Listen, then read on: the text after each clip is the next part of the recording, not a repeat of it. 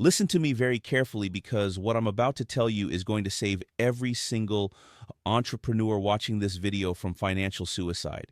Whether you're sitting on a prototype for a new clothing line, whether you're about to wire 50K to a factory for the next big thing in electronics, or whether you've already spent 10K on samples for a home goods product you think will trend, this matters to you. I've been in business for 35 years. I built FUBU from sewing hats in my mom's house in Hollis, Queens to a $6 billion global brand. I've sat on the Shark Tank panel for 16 seasons. I've heard over 10,000 pitches. And I'm telling you right now, launching a product in the wrong retail category in 2026 is like jumping into a pool with no water. It's not just painful, it's fatal. And before I show you the exact 3 categories that will bankrupt you and the 1 category that's making my students $2 a year right now, I need you to do something.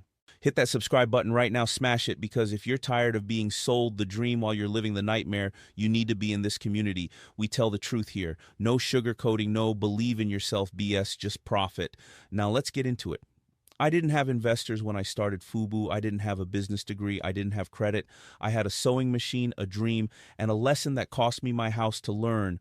Launching in the wrong category will kill you faster than having no money at all. I've watched founders raise $2 million in venture funding and blow it on a clothing line that died in 6 months. I've watched single moms max out credit cards on electronics inventory that became obsolete before it arrived. I've seen it all. And I'm telling you, the biggest threat to your business isn't competition. It's not the economy. It's not TikTok changing its algorithm. It's the category you think is hot that is actually a graveyard. Let me give you some numbers because numbers don't lie. The average small brand that launches in the wrong category loses $47,000 in the first year. $47,000. That's not a learning experience. That's a financial amputation. You know what that number was in 2010? $1,150. You know what it was in 2000? $4,200. Do you see the pattern? The cost of launching in a saturated, commoditized category has gone up 1,100%, while the success rate has dropped to 3%. 3%. That means 97% of you watching this will fail if you pick the wrong category. And the gurus selling you those categories, they're making money from your failure, not your success. But here's what makes this different from 2008. Back then, we had a credit crisis. People stopped buying because the banks froze. This time, the problem is manufactured saturation. The hot categories you're being sold, fast fashion, generic electronics, trendy home goods, are so flooded with Chinese manufacturers, aggregators, and copycat brands that you can't compete even if you have a better product. The whole system is designed to bring you in, take your money, and spit you out. Let me explain something to you about the power of broke, because this is the foundation of everything I built, but apparently nobody in the business coaching world wants to admit it. When I started FUBU, I couldn't afford to pick a category with heavy competition. I had to pick a category where my hustle could be my moat. I picked hip-hop apparel in 1992 when nobody was serving that market. I didn't have money. I had a category that was hungry, and I fed it. When you pick a saturated category, you need money to compete. When you're broke, you need a hungry category. That's not a disadvantage. That's your superpower. The moment you try to launch in a hot category with no money, you're bringing a knife to a drone fight. You lose. So now you've got millions of founders who are launching clothing lines because they saw a YouTube ad that said, fashion is a $3 trillion market. They're launching phone accessories because some guru said everyone needs a phone case. They're launching home decor because Pinterest told them it's trending. And every single one of them is competing with 10,000 brands that have deeper pockets, better suppliers, and algorithms that can undercut them by 40% overnight. You're not launching a product. You're launching yourself into a war zone with no ammo. This is creating a generation of wantrepreneurs who are really just consumers of business services. People who would have been profitable hustlers 20 years ago are now trapped in a cycle of buying services, subscriptions, and systems that make them feel like they're in business while they hemorrhage cash. They buy a $997 course on scaling. They subscribe to a 47-month funnel builder.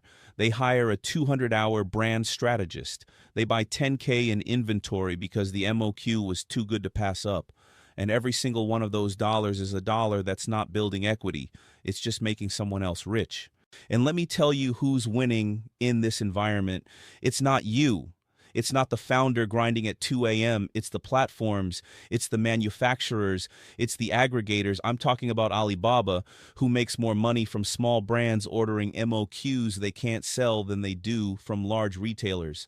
I'm talking about Amazon, who will launch an Amazon Basics version of your product 90 days after you start trending.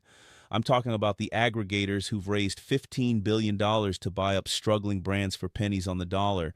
They see you launching in these categories, and they're not going to stop you because your failure is their inventory. Your failure is their acquisition target. Here's what they're doing. These manufacturers, these platforms, these aggregators, they go into entrepreneur Facebook groups. They see you excited about your big idea, and they sell you the tools to fail. Need inventory? Our MOQ is only 1,000 units. Need reviews? Our review service is only $500. Need to scale? Our agency retainer is only $3,000 a month.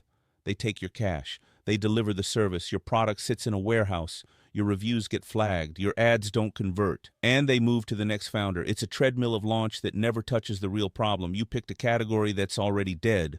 This is creating a launch death spiral. Brands that would have been success stories in a hungry category are now case studies in failure because they launched into a saturated one.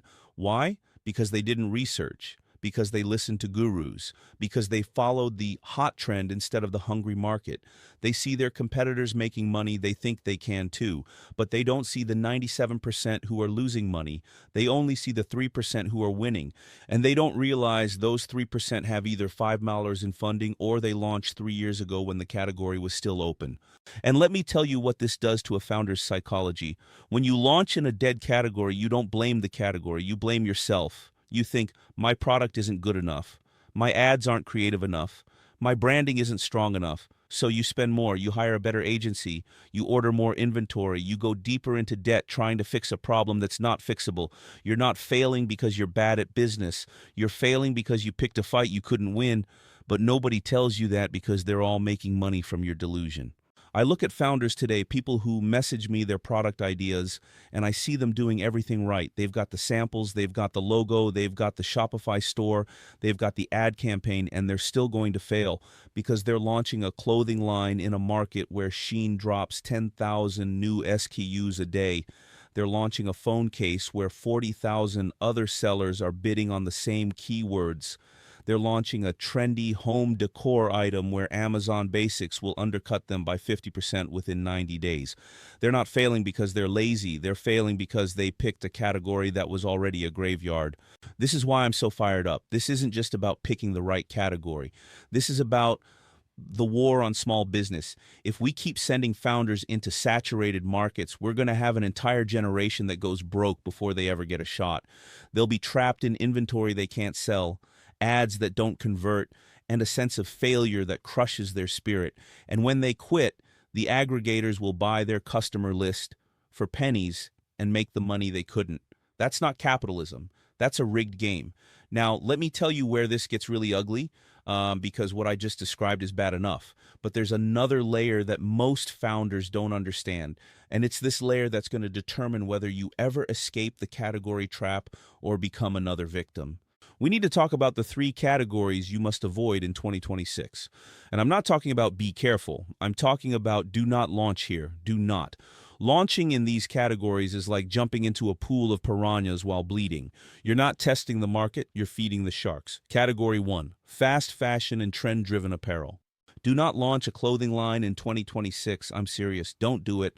The fast fashion market is not just saturated, it's a monopolized war zone. Shein adds 10,000 new SKUs every single day. Zara's supply chain is so fast they can copy your viral TikTok design and have it in stores before your inventory clears customs. The aggregators have bought up every mid-size clothing brand and are selling t-shirts at cost to own the market. Your ad costs are $45 per click. Your return rate is 35%. Your margin is 20% if you're lucky. You can't win. Even I wouldn't launch a clothing line right now without $10 million in funding, and if I wouldn't do it, you shouldn't do it. The only exception? Hyper-niche technical apparel. Fishing gear for left-handed anglers, yoga pants for pregnant powerlifters. That's it. The broader fashion market is closed. Category 2, generic electronics and phone accessories. Do not launch a phone case. Do not launch a charging cable. Do not launch a Bluetooth speaker. Do not launch any electronic gadget that you think is cool. This category is death. The Chinese manufacturers have warehouses in the U.S. now. They can ship to your customer in 2 days from L.A. They're selling on Amazon for 40% below your cost. Amazon Basics will launch a competitor 90 days after you start trending. The patent trolls will sue you the moment you hit 100K in sales. The FCC will fine you for non-compliance on a technicality. The certification costs alone are 15K. The warranty returns alone will eat your margin. I had a student launch a smart water bottle, 80K in inventory, 25K in certification. 1 month later, a Chinese seller had the exact same bottle for $12. My student was selling for $49. He lost $60K. Don't be him. The only exception? Electronics that solve a hyper-specific B2B problem. Industrial sensors, medical devices, that's it. Consumer electronics is closed. Category 3, trendy home goods and aesthetic decor. Do not launch a minimalist vase. Do not launch a modern lamp. Do not launch a boho throw pillow. Do not launch any home decor that you saw on Pinterest and thought, I could make that. The home goods category is a slaughterhouse. Wayfair has 20 million SKUs. Amazon Basics has taken over every basic item. The Chinese direct-to-consumer brands ship from U.S. warehouses and undercut you by 60%. Your shipping costs alone will kill you. A $30 lamp costs $18 to ship. The return rate is 42% because people order 3 colors and keep 1. Your margin is 15% if you're lucky. You can't win. I've seen founders lose 100K in home goods inventory that became last season's trend before it even arrived. Don't be them. The only exception? Home goods that solve a functional problem, a pet feeder that solves separation anxiety, a shelf that fits in weird apartment corners. That's it. The aesthetic decor market is closed. Is the only category you should launch in problem solver micro products. This is the category that's printing money in 2026. I'm talking about products that solve one hyper-specific problem for one hyper-specific person. Not a $50 product, a $12, $25 product, not a brand, a solution. Let me give you an example. A friend of mine launched a $19 dog paw cleaner cup for people who live in apartments and have to walk their dogs in the city. That's it. One problem. One solution. No brand story. No mission. He made $1.8 million in sales last year. Why? Because nobody was serving that person. The big brands were making $40 dog spas. He made a $19 cup that works. He spent $0 on branding. He spent $500 on TikTok ads. He spent $0 on an office. He spent $0 on inventory. He pre-sold 5,000 units before he ordered. That's the power of broke. That's the hungry category. The product was a simple silicone cup with bristles. He sourced it for $3. He sold it for $19. His ad cost per acquisition was $4. His margin was $12. His return rate was 3%. Why? Because it solved a problem. People don't return solutions. They return trends. They return aesthetics. They return nice-to-haves. They keep must-haves. And in 2026, the only thing people will pay for is must-haves. Here's the formula. Find a problem that you have. Find 100 people who have that same problem. Pre-sell them the solution. Use that money to make the product. Use TikTok organic to find the other 10,000 people who have that problem. Don't build a brand. Don't build a story. Don't build an office. Don't build a team. Don't build anything until you've sold something. I know some people are going to say, Daymond, you're telling me to be a copycat. No, I'm telling you to be a problem solver. The biggest brands in the world, Apple, Nike, Amazon, started by solving one problem. Apple solved the problem of complicated computers. Nike solved the problem of running shoes that fell apart. Amazon solved the problem of not being able to buy books online. They didn't start with a brand. They started with a problem. The brand came later. The brand came from the solution. Here's the bottom line. We are at a crossroads. We can continue down this path where founders launch into dead categories, waste 47K on branding, go broke, and quit. Or we can make a hard choice. We can stop launching in saturated markets. We can stop spending money on things that don't sell. We can stop building brands before we build products. We can solve problems. We can stay lean. We can stay hungry. But it requires you to reject the guru advice. It requires you to think like a cockroach, small, fast, unkillable. It requires you to embrace the power of broke. Now, let me tell you what you need to do, and I'm talking to you. The person watching this right now who's sketching a logo for your clothing line, stop. First, throw away the logo sketch. You don't need it. Second, write down 10 problems you have in your daily life. Pick the one that annoys you most. Third, find 100 people who have that same problem. Use Reddit, use Facebook groups, use TikTok comments.